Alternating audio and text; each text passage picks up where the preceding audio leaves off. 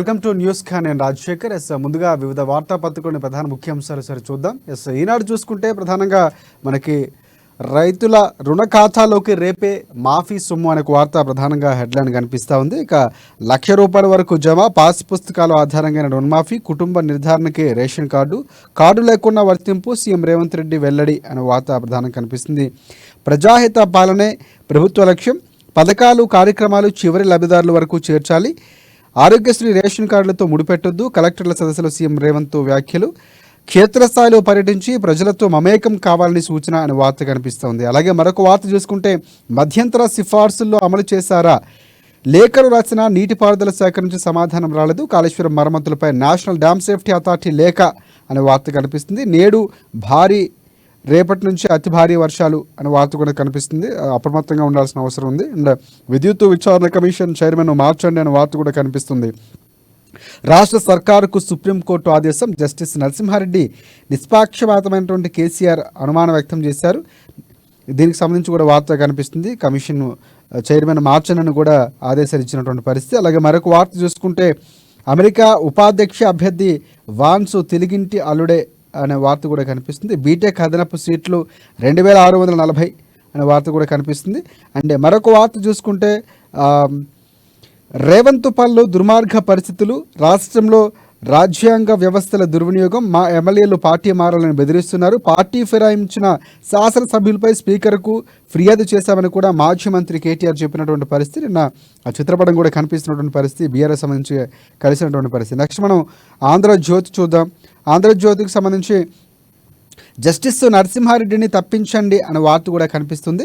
And విద్యుత్ అక్రమాలపై యథావిధిగా విచారణ అనే వార్త. అలాగే లక్ష మాఫీ రేపే, తొలి విడతగా ₹1,00,000 వరకు రుణమాఫీ వర్తింపు, ముఖ్యమంత్రి రేవంత్ రెడ్డి ప్రకటన. డ్రగ్స్, సైబర్ నేరాలపై ఉక్కుపాదం, రేపు రైతు ఖాతాలోకి ₹6,800 కోట్ల, 11.5 లక్షల మంది ఖాతాలోకి జమ కాబోతున్నటువంటి పరిస్థితి అనే వార్త కనిపిస్తోంది. సాగు చేయని భూములపై ఆరా, పైలట్ ప్రాజెక్టుగా 5 జిల్లాల్లో వివరాల సేకరణ అనే వార్త కూడా కనిపిస్తుంది. అంగన్వాడీలకు రిటైర్మెంటు ప్రయోజనాలు, టీచర్లకు ₹2,00,000, ఆయాలకు ₹1,00,000 వరకు 2-3 రోజుల్లో ఉత్తర్వులు మంత్రి సీతక్ వెల్లడించినటువంటి పరిస్థితి. ఇక అంగన్వాడీలు చేస్తున్నటువంటి నిరసనలకు ఒక పరిష్కారం దొరికినటువంటి పరిస్థితి. ఇక ప్రైవేటు ఉద్యోగాల్లో 75% స్థానికులకే కర్ణాటకకు సంబంధించి కర్ణాటక ప్రభుత్వం కీలక నిర్ణయం తీసుకుంది, ఆమోదించిన రాష్ట్ర క్యాబినెట్ అనే వార్త కనిపిస్తుంది. 24 తెలుగు రాష్ట్రాల్లో కేంద్రం సమావేశం, విభజన సమస్యలపై చర్చించే అవకాశం అనే వార్త కూడా కనిపిస్తుంది. అండ్ కాళేశ్వరానికి CWC అనుమతులంటూ తప్పుడు ప్రచారం, కాళేశ్వరం డిజైన్లు రాష్ట్ర ప్రభుత్వానివే తప్పుడు, తుమ్మిడిహెట్టి వద్ద నీటి లభ్యత లేదనడం తప్పు, బ్యారేజీ నిర్మాణానికి మేడిగడ్డ ఎంపీకే సరికాదు అని కూడా ప్రధానంగా ఒక వార్త కనిపిస్తుంది. 2 నెలల్లో 267 కిలోలు మలద్వారం ద్వారా బంగారం అక్రమ రవాణా అనే వార్త కూడా కనిపిస్తున్నటువంటి పరిస్థితి కనిపిస్తోంది. అండ్ కవితకు అస్వస్థతకు వార్త, సుప్రీంకోర్టులో తొలిసారిగా మణిపూర్ జడ్జి అనే వార్త కూడా కనిపిస్తుంది. స్విగ్గీ, జొమాటోలతో మద్యం హోమ్ డెలివరీకి సంబంధించి పైలట్ ప్రాజెక్టుగా పలు రాష్ట్రాల యోచన, ఇప్పటికే మహారాష్ట్రలో కూడా అవుతున్నటువంటి, పశ్చిమ బెంగాల్, ఒడిశాలో అవుతున్నటువంటి పరిస్థితి. అండ్ 3,000 కోసం అమ్మమ్మ హత్య అనే వార్త, ట్రంప్పై హత్యాయత్నం వెనుక ఉక్రెయిన్ ఉందని ఇలాంటి వార్తలు కూడా కనిపిస్తున్నటువంటి పరిస్థితి. నెక్స్ట్ మనం సాక్షి చూద్దాం. సాక్షికి సంబంధించి ప్రధానంగా ఒక వార్త కనిపిస్తూ ఉంది. పాస్బుక్ రుణమాఫీ అనే వార్త కూడా కనిపిస్తుంది. భూమి పాస్బుక్పై అప్పు ఉన్న ప్రతి రైతు కుటుంబానికి ₹2,00,000 వరకు రేపే, ఇక ₹1,00,000 లోపు మాఫీ, సాయంత్రం 4 గంటలకు రైతుల ఖాతాలో జమ అనే వార్త కూడా కనిపిస్తుంది. మరొక వార్త, విద్యుత్ కమిషన్ చైర్మన్ మార్చండి అనే వార్త కనిపిస్తుంది. ఎమ్మెల్సీ కవితకు అస్వస్థత, ట్రంప్ ఉపాధ్యక్ష అభ్యర్థి ఉషాపతి అనే వార్త కూడా కనిపిస్తుంది. ప్రాణహిత చేవేళ్లను పక్కన పెట్టడం పెద్ద తప్పిదమని కూడా శ్రీరామ్ ఆరోపణ, వెదిరి శ్రీనివాస్ జలశక్తి సంఘ శాఖ సలహాదారు ఆయన చేసినటువంటి పరిస్థితి కనిపిస్తుంది ఆ వార్త. అలాగే స్పీకర్ వేటు వేయకుంటే సుప్రీంకు వెళ్తామని కూడా ఒక వార్త కనిపిస్తుంది. బీఆర్ఎస్ వర్కింగ్ ప్రెసిడెంట్ కేటీఆర్ వెల్లడి, రాజ్యాంగాన్ని తుంగలో తొక్కుతున్న కాంగ్రెస్ అని కూడా నిన్న స్పీకర్ని కలిసి వినతిపత్రం ఇచ్చినటువంటి పరిస్థితి. అండ్ న్యాయ వ్యవస్థ గౌరవం కోసమే వైద్యులుగా అని కూడా పూర్తిస్థాయిలో నిన్న చంద్రశ్ ఘోష్ ప్రెస్ మీట్లు పెట్టడం అభ్యంతరాలు ఎందుకు లేవని కూడా చెప్పినటువంటి పరిస్థితి కనిపిస్తుంది. దీనికి సంబంధించి నరసింహారెడ్డి స్పందిస్తూ కూడా చెప్పినటువంటి కేసీఆర్కు నోటీసులు ఇవ్వలేదని కూడా కొన్ని వ్యాఖ్యలు చేశారు. ఆ వార్త కూడా కనిపిస్తుంది. అండ్ వెలుగు చూద్దాం. వెలుగుకు సంబంధించి ప్రధానంగా ఒక వార్త కనిపిస్తుంది. ఎంక్వైరీ ఓకే, కమిషన్ చైర్మన్ మాత్రం మార్చండి అని కూడా ఉన్నటువంటి వార్త కనిపిస్తుంది. విద్యా వైద్యానికి ప్రయారిటీ, స్కూల్ హాస్పిటల్స్ను రెగ్యులర్ విజిట్ చేయాలి, కలెక్టర్లకు సీఎం రేవంత్ రెడ్డి ఆదేశమైన వార్త కూడా కనిపిస్తుంది. తప్పుకుంటున్నా అని కూడా నరసింహారెడ్డికి సంబంధించినటువంటి వార్త. అలాగే భూములు కబ్జా అవుతున్నా పట్టించుకోరా అని మంత్రి శ్రీధర్ బాబు ఆగ్రహం వ్యక్తం చేశారు కొంతవరకు. నిన్న ఆ వార్త కూడా కనిపిస్తుంది. 100 ఎకరాలు అన్యాక్రాంతమైన స్పందించాలని కూడా ఆయన ప్రశ్నించినటువంటి అధికారులపై కఠిన చర్యలు తప్పని కూడా వార్నింగ్ ఇచ్చారు. రేషన్ కార్డు లేకున్నా రుణమాఫీ చేస్తామని సీఎం రేవంత్ రెడ్డి వెల్లడించారు. ఆ వార్త కనిపిస్తోంది. అది కేవలం కుటుంబ గుర్తింపు కోసమే. పాస్బుక్ ఉన్నోళ్ళందరికీ రుణమాఫీ వర్తింపు. రేపు ₹1,00,000 వరకు ఉన్నటువంటి లోన్ల మాఫీ అవుతుంది అని కూడా వ్యాఖ్యానించినటువంటి పరిస్థితి కనిపిస్తుంది. బీజేపీలో విలీనంపై క్లారిటీ ఇవ్వండి, బీఆర్ఎస్కు అసదుద్దీన్ డిమాండ్ అనే వార్త కూడా కనిపిస్తుంది. అంగన్వాడీలకు గుడ్ న్యూస్. ఇక టీచర్లకు ₹2,00,000, ఆయాలకు ₹1,00,000 రిటైర్మెంట్ బెనిఫిట్స్ అమ్మమాట అంగన్వాడీ బాట అనే వార్త కూడా కార్యక్రమంలో ఆమె వ్యాఖ్యలు చేసినటువంటి పరిస్థితి. అండ్ ఇంకొక వార్త కనిపిస్తుంది. సిడబ్ల్యూసీపై గత సర్కారువి పక్షి అబద్ధాలంటూ కూడా మేడిగడ్డ వద్ద కట్టాలన్న ఉద్దేశంతోనే తప్పుడు ప్రచారం చేశారంటూ కూడా వెదిరే శ్రీరామ్ సంబంధించినటువంటి వార్త కూడా కనిపిస్తుంది. 2,640 సీట్లకే పర్మిషన్. ప్రైవేట్ ఇంజనీరింగ్ కాలేజీలకు సంబంధించిన వార్త కూడా కనిపిస్తుంది. వీధి కుక్కల దాడిలో బాలుడు మృతి. 18 నెలల బాబును చెట్ల పొదల్లోకి లాక్కెళ్ళిన కుక్కలు. అంటే ప్రధానంగా ఇలాంటి వార్తలు ఇప్పుడు కూడా కాల్చివేస్తూ ఉంటే ఆ వార్త కూడా అని చెప్పుకోవచ్చు. ఇక్కడ చివరిగా మన అమ్మా పేపర్ చూద్దాం. అమ్మా పేపర్ సంబంధించి ఒక వార్త కనిపిస్తూ ఉంది. ఆరోగ్యశ్రీ అందరికీ ఆరోగ్యశ్రీ అనే వార్త కూడా కనిపిస్తుంది. సీఎం రేవంత్ రెడ్డి కీలక నిర్ణయం. కలెక్టర్లు క్షేత్రస్థాయిలో పర్యటించాల్సిందే. ప్రభుత్వానికి కళ్ళు చెవులు మీరే. కలెక్టర్ల సదస్సులో సీఎం రేవంత్ రెడ్డి వెల్లడి. ప్రజల గుండెలో నిలిచేలా పనిచేయాలి, పేదల సంక్షేమం కోసమే ధ్యేయంగా భావించనని కూడా సీఎం రేవంత్ రెడ్డి చెప్పినటువంటి వార్త కనిపిస్తుంది. 18న రుణమాఫీ, 18 సాయంత్రంలోగా రైతుల రుణమాఫీలో సంబంధించి ఖాతాలు ₹1,00,000 జమ అవుతుందని కూడా వార్త కనిపిస్తుంది. అంగన్వాడీలకు సీతక్క శుభవార్త. అందరికీ రిటైర్మెంట్ బెనిఫిట్స్. టీచర్లకు 2,00,000, సహాయకులకు ₹1,00,000 అనే వార్త కూడా కనిపిస్తుంది. ఇక విద్యుత్ కమిషన్ చైర్మన్ పదవికి జస్టిస్ నరసింహారెడ్డి రాజీనామా అని కూడా వార్త కూడా కనిపిస్తుంది. ఇంకా ప్రధానంగా ఒక వార్త కనిపిస్తుంది. పార్టీ ఫిరాయించిన ఎమ్మెల్యేలపై చర్యలు తీసుకుంటానని కూడా బీఆర్ఎస్ నేతలు కలిసి ఇక్కడ వినతిపత్రం ఇచ్చినటువంటి పరిస్థితి కనిపిస్తుంది. హాజరు కానీ 14 మంది ఎమ్మెల్యేలు కూడా ఉన్నటువంటి పరిస్థితి కనిపిస్తుంది. స్పీకర్ని కలిశారు. ఇది ప్రధానంగా వార్తాపత్రికలో ఉన్నటువంటి వార్తలకు సంబంధించిన సమాహారం. దీనిపై పూర్తి విశ్లేషణ అందించేందుకు ప్రముఖ రాజకీయ విశ్లేషకులు కృష్ణమూర్తి గారు మనకి సిద్ధంగా ఉన్నారు. ముందుగా కృష్ణమూర్తి గారు నమస్తే. నేను కలెక్టర్లతో వరుస రివ్యూలు, రేపు రుణమాఫీ ఎంతగానో ఎదురు చూస్తున్న మాట నిలబెట్టుకున్నటువంటి పరిస్థితి కనిపిస్తుంది. సవాలు ప్రతి సవాల మధ్య మొదటిసారిగా రేపు ₹1,00,000 ఉన్నటువంటి వాళ్ళందరూ కూడా రైతుల ఖాతాల్లో పడబోతున్నటువంటి పరిస్థితి. సో ఎలాంటి పరిణామం అనుకోవచ్చు అంటే ప్రభుత్వం అమలు చేసే దిశగా, అంటే ఏవైతే హామీలు ఇచ్చిందో 6 గ్యారంటీలు, 100 రోజులు, ఇవన్నీ కూడా పూర్తి స్థాయిలో కూడా ఇచ్చిన మాట ప్రకారం ఆగస్టు 15 లోపు చేసే దిశగా వెళ్తుంది. సో ఏ విధంగా చూడొచ్చు అంటారు? అంటే మొదటి నుంచి కూడా కాంగ్రెస్ పార్టీ ఏదైతే 6 గ్యారెంటీలు ఇచ్చిందో అమలు చేస్తామని చెప్తామని చెప్పారు. కాస్త ఆలస్యమైనప్పటికీ ఇప్పుడు ఆ రుణమాఫీ అనేది ఆర్జన, అంటే ఇప్పుడు సాగు జోరుగా సాగుతున్న, వర్షాలు పడిన నేపథ్యంలో రైతాంగం సాగులో ఉంది. కాబట్టి ఈ సాగు జరుగుతున్న సమయంలో రుణమాఫీ చేయడం ద్వారా కొత్త రుణాలు రైతాంగానికి బ్యాంకర్లు ఇచ్చే అవకాశం ఉంది. కాకపోతే దీంతో రైతులు కొంత వెసులుబాటుకు చేసేటువంటి సాగులో కొంత వినూత్న పద్ధతులు కూడా స్వీకరించేందుకు అవకాశం ఉన్నాయి. కాబట్టి ఈ రుణమాఫీ అనేది గత కొంతకాలంగా సాధ్యమైన ధోరణితో వివరించడంతో ప్రభుత్వం పైన ఒక రకమైన అనుమానాలు వ్యక్తమైనవి. రైతాంగంలో కానీ, రాజకీయంగా కానీ, ప్రజల్లో కానీ, రాష్ట్ర వ్యాప్తంగా కూడా కొన్ని అనుమానాలు. అయితే ఈ నిన్నటి క్లారిటీ కలెక్టర్లు ఎస్పీల సమావేశంలో సీఎం చేసిన ప్రకటన కొంత క్లారిటీ రావడంతో రైతాంగం హర్షం వ్యక్తం చేస్తా ఉన్నారు. రేపు బ్యాంకులలో అంటే ₹1,00,000 లోపు ఉన్నటువంటి అప్ టు 1 lakh ఉన్నటువంటి వాళ్ళకు వేస్తామని కూడా ప్రభుత్వం చెప్పడం కొంత అస్థితిగా పరిణామం. ఇంకోటి అంటే రేషన్ కార్డుకు సంబంధించి కూడా రేషన్ కార్డు యూనిట్ గా తీసుకుంటామని ప్రకటించింది. కానీ తర్వాత రేషన్ కార్డు ఉన్నా లేకపోయినా పాస్ పుస్తకం ఏదైతే ఉందో దాని ఆధారంగా రుణాలు తీసుకున్న వాళ్ళకి రుణమాఫీ అవుతుందని క్లారిటీ ఇవ్వడం కూడా కొంతవరకు రైతులకు ఊరట కలిగించింది. అంటే రేషన్ కార్డులు చాలా మందికి లేవు, కొత్తగా 6 లక్షల మందికి రావాల్సిన అవసరం ఉంది. ఇవన్నీ కూడా సందిగ్ధాల మధ్య కూడా కొంచెం క్లారిటీ ఇచ్చింది అనుకోవచ్చు మనం. అంటే నిన్న అంటే ఒక గైడ్ లైన్స్ ఉండాలి దేనిపైన. ఒక రుణాన్ని మాఫీ చేయాలి, ప్రభుత్వ ఖజానా నుంచి సొమ్మును మనం తీసుకెళ్ళినప్పుడు దానికి సంబంధించినటువంటి కొన్ని విధి విధానాలు అనేది కంపల్సరీ ఉండాలి. ఆ విధి విధానాల అమల్లో భాగంగా, విధి విధానాల రూపకల్పనలో భాగంగా కొన్ని ఐడెంటిఫికేషన్ అనేది ముఖ్యం.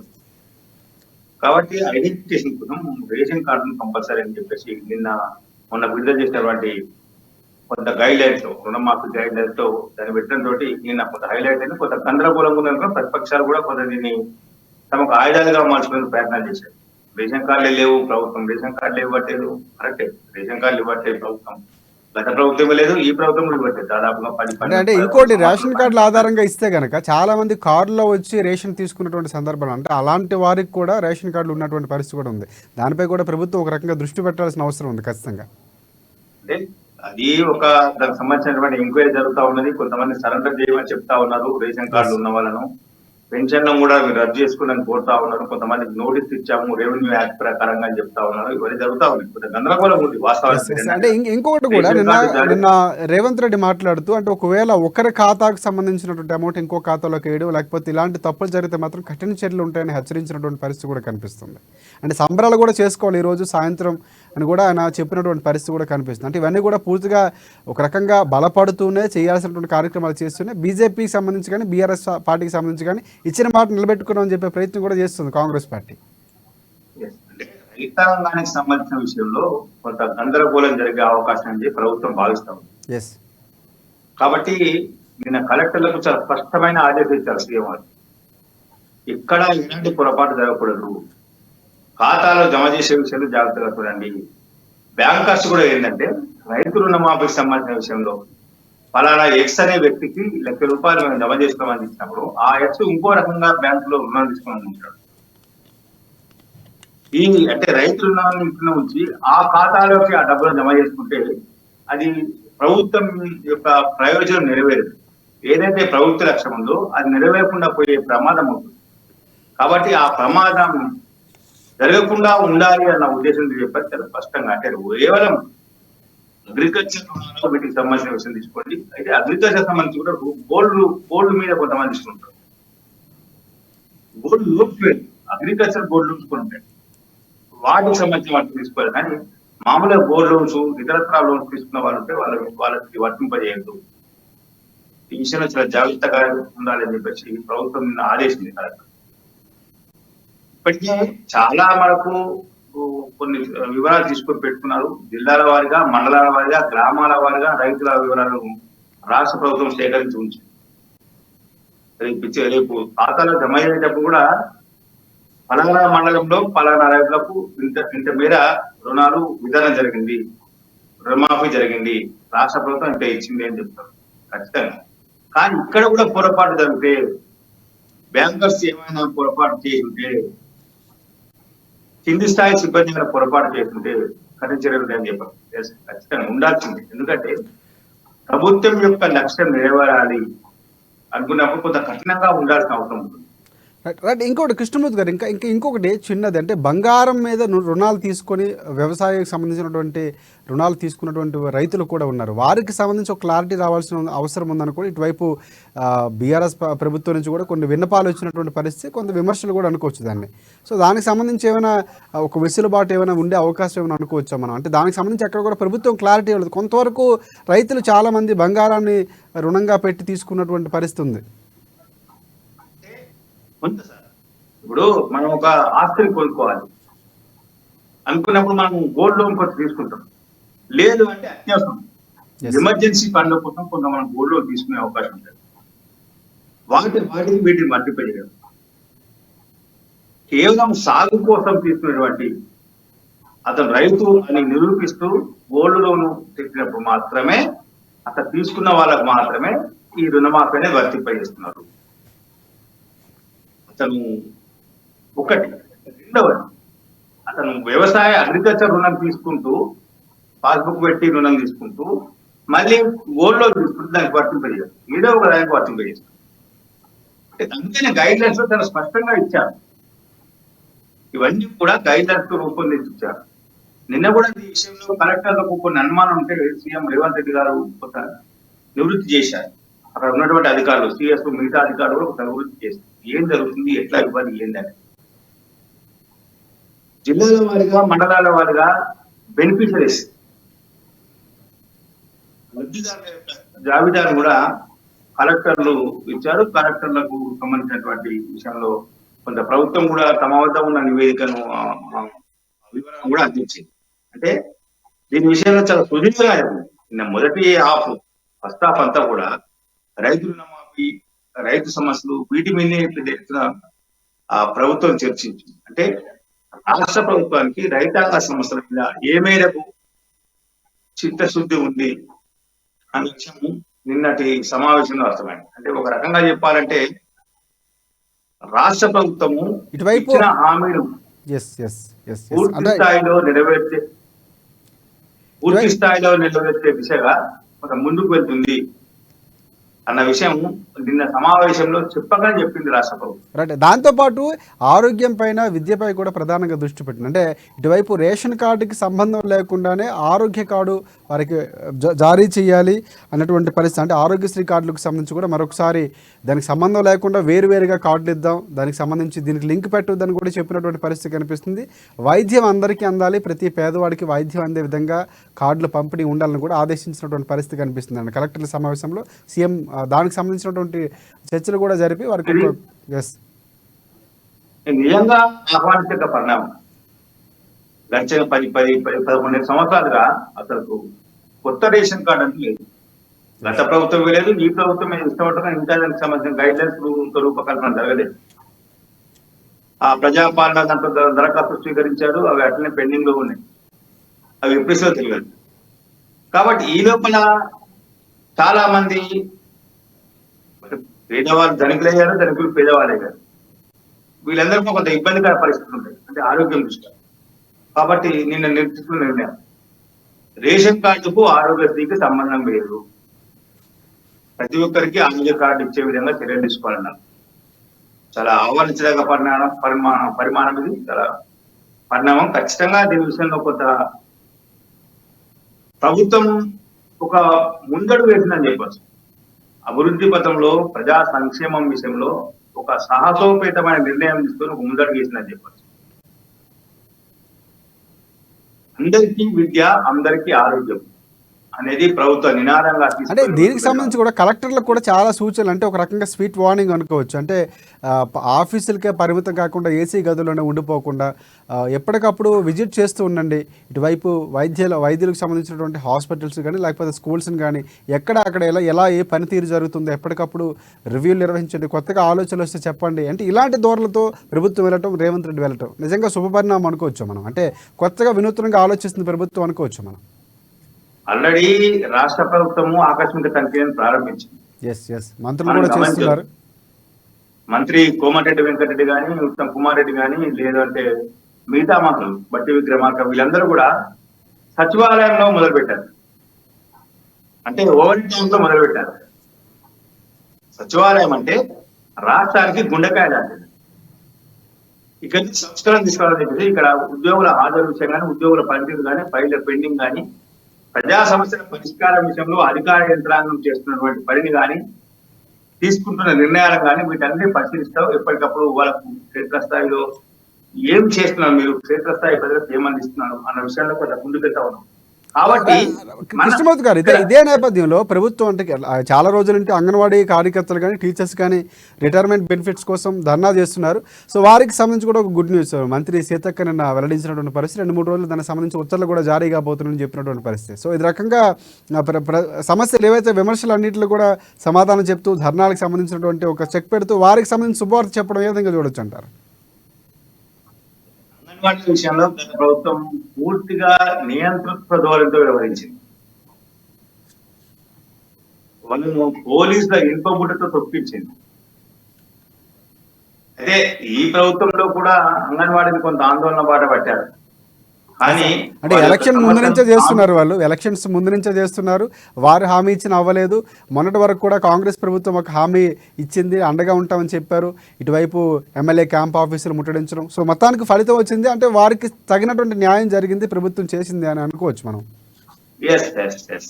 అంటే వాళ్ళకి సంబంధించిన విషయంలో వాళ్ళు చేసినటువంటి కృషి విషయంలో క్షేత్రస్థాయిలో గ్రామీణ ప్రాంతాల్లో అంగన్వాడీలే ప్రధాన కేంద్రంగా మారింది.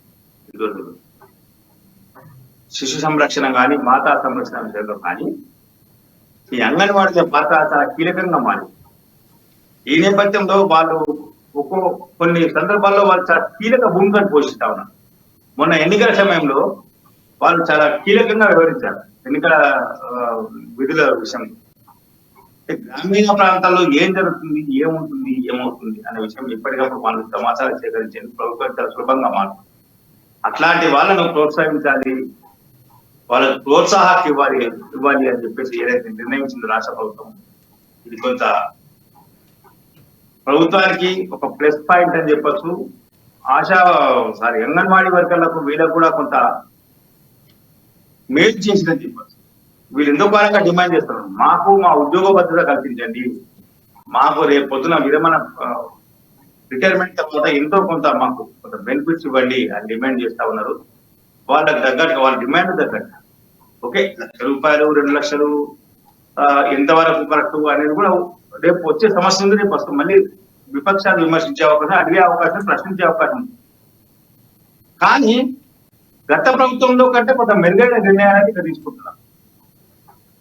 ఇది గమనించాల్సిన విషయం ఉంది. గత ప్రభుత్వంలో అడిగేందుకు కూడా సాహసించేందుకు ఉద్యోగులు కానీ మిగతా వాళ్ళు ఎవరైనా సరే, నిరుద్యోగులు ఉద్యోగులు ఎవరు సాహసించలేకపోయారు.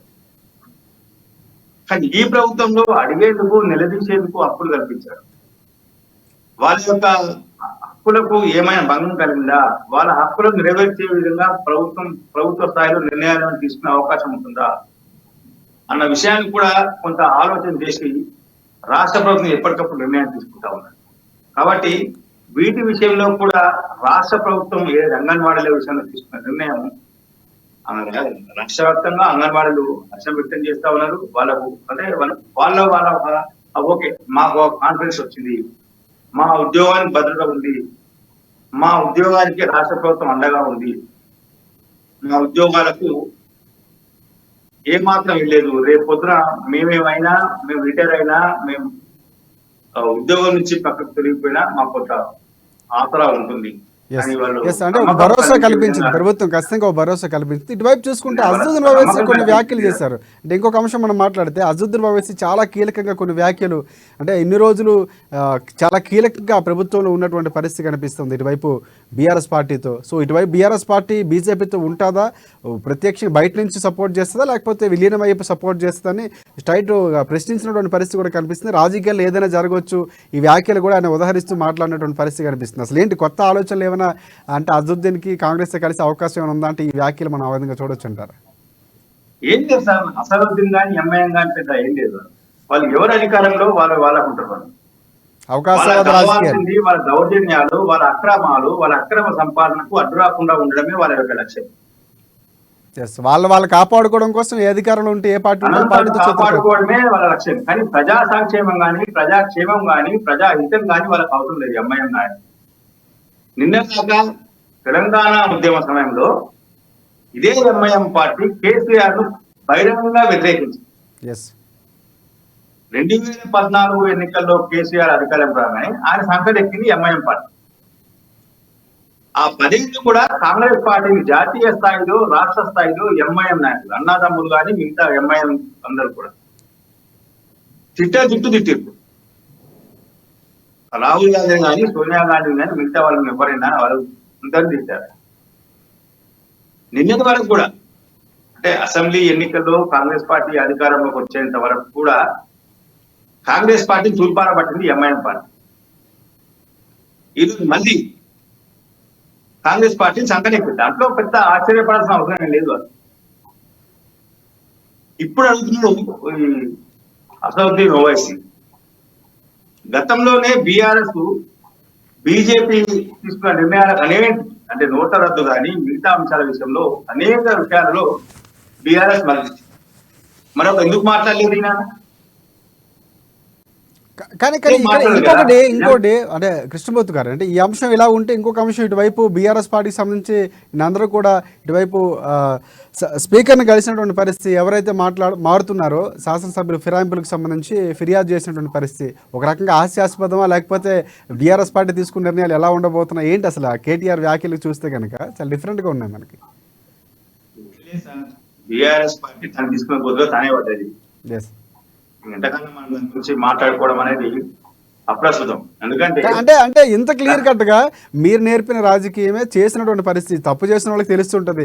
వాళ్ళు ఎలా అయితే పార్టీలు విలీనం చేసుకున్నారో ఇటువైపు టీడీపీ దగ్గర నుంచి అన్నిటిని ప్రతిపక్షం అనేది లేకుండా చేసే ప్రయత్నం చేశారు. ఆ విధంగా ఇటువైపు కాంగ్రెస్కి సంబంధించి కానీ అన్నిటిని కూడా విలీనం చేసుకున్నటువంటి పరిస్థితి. ఇక్కడ కూడా ఇప్పుడు మళ్ళీ కంప్లైంట్ ఇవ్వటం అనేది వెళ్ళి కలిసి స్పీకర్తో మాట్లాడడం అనేది అంటే ఏంటి అంటే కొత్త రాజకీయ కోణం ఏమైనా కనిపిస్తుందా అనేది కూడా కొంతవరకు అనుమానం వస్తుంది. అంటే తప్పు చేసిన వాళ్ళే తప్పు గురించి మరి మాట్లాడడం అనేది కొంతవరకు చర్చగా మారింది. అంటే ఇది ఒక డ్రామే వాస్తవం చెప్పాలంటే. బీఆర్ఎస్ అనేది ఒక డ్రామా. వాళ్ళకి తెలుసు గతంలో మేము ఏం చేశాము, మేము ఏ రకంగా వ్యవహరించాము. మా దాంట్లోనే కాంగ్రెస్ పార్టీ వెళ్తుంది. వాళ్ళకి ఏం నిర్ణయాలు తీసుకునే అవకాశం ఉండవు. అంటే ఒకవేళ ఏమంటే వాళ్ళ తప్పు మేము అంటే కేటీఆర్ మాటలో కూడా రియలైజేషన్ కనిపించింది. అంటే తప్పు ఒప్పుకున్నాం, మేము చేసిన తప్పు మీరు ఎందుకు చేస్తున్నారు అనేది కూడా ఏమైనా ఆ కోణంలో ఏమైనా ప్రశ్నించే అవకాశం అందుకే ఇలా కంప్లైంట్ చేస్తున్నారు అనుకోవచ్చు మనం. ఆయన చెప్తున్నాడా నేను తప్పు చేశాను ఒప్పుకున్నాడా? ఎస్, ఒప్పుకోలేదు కదా. ఒప్పుకునే సాహసం చేయగలరా? చేయలేరు. అంటే చేయకపోయినా ఇండైరెక్ట్ గా తప్పు మాలోనే ఉందని చెప్పే వ్యాఖ్యలు కూడా చేశారు. ఇన్ని రోజుల్లో ప్రజల్లో తప్పు ఉంది, మా కోట్లు వేయలేదు, ఏదో జరిగిందని చెప్పినటువంటి వ్యక్తి మారినటువంటి పరిస్థితి కూడా ఉంది. వీళ్ళు చేస్తే ఒప్పు, ఎదుటి వాళ్ళు చేస్తే తప్పు. ఎస్, ఇది అంటే గతంలోనే కాంగ్రెస్ పార్టీ చెప్పింది, మేము అధికారంలోకి వచ్చినప్పుడు ఈ సంగతి చెప్తామని చెప్పి.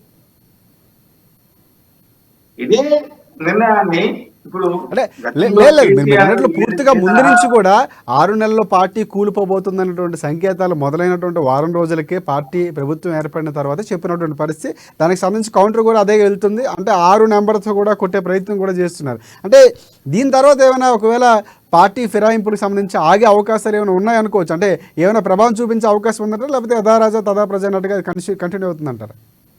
కాంగ్రెస్ పార్టీ ఫిరాయింపులు ఆపుదామన్నా కానీ బీఆర్ఎస్ నుంచి వచ్చే వలసలు మాత్రం ఆగట్లేవు. కాంగ్రెస్ పార్టీ ప్రస్తుతం గేట్లు తెచ్చింది. ఓకే సరిపోదలే ఆపేద్దామని గేట్లు మూసినప్పుడు గేట్లు బదులు పెట్టుకుని లోపలికి వచ్చే అవకాశాలు కనిపిస్తా ఉన్నాయి. నిన్న గమనించవచ్చు, నిన్న కేటీఆర్ ఎమ్మెల్యేల సమావేశం పిలిస్తే 14 మంది దుమ్మ కొట్టాడు. 14 మంది, ఒకరిగా ఇద్దరు కాదు. ఒకరిద్దరు ఓకే అత్యవసర పనులు ఉండొచ్చు, ఇంకేమైనా పనులు ఉండొచ్చు. మరి మిగతా 10 మంది అంటే గతంలో కూడా కేసీఆర్ పెట్టిన ఫామ్ హౌస్ లో పెట్టారు ఎమ్మెల్యేలకు సంబంధించి. చాలా మంది దుమ్మాలు పెట్టారు. కొంతమంది పార్టీ ఎప్పుడు మారుదాము, ఎప్పుడు అవకాశం వస్తుంది, ఎప్పుడు వాళ్ళు పిలుస్తారు, ఎప్పుడు వాళ్ళు కండువా కప్తాం రా అంటారు అని చూస్తా ఉన్నారు. ఈ తరహా అంటే నిన్నటి వరకు కోల్పోయిన స్వేచ్ఛను రేపటి నుంచైనా పొందాలి అని వాళ్ళు భావిస్తా ఉన్నారు. కాబట్టి ఈ ఫిరాయింపులు అనేవి ఇప్పట్లో ఆగే పరిస్థితులు లేవు. రైట్ మీరు అన్నట్లు ఆగే పరిస్థితులు లేవు. ఈ రోజు కలిసిన వాళ్ళు పార్టీ మారమని చెప్పిన వాళ్ళే ఉదయాన్నే రాత్రి మారిపోతున్నటువంటి పరిస్థితి కూడా కనిపిస్తుంది. బట్ ఇలా కలవటం, ఫిర్యాదులు చేయడం ఆంతర్యం ఏంటో భవిష్యత్తులో తెలియబోతుంది. అండ్ థ్యాంక్ యూ అంటే మీ విశ్లేషణ అందజేసినందుకు ప్రత్యేకంగా కృతజ్ఞతలు కృష్ణ.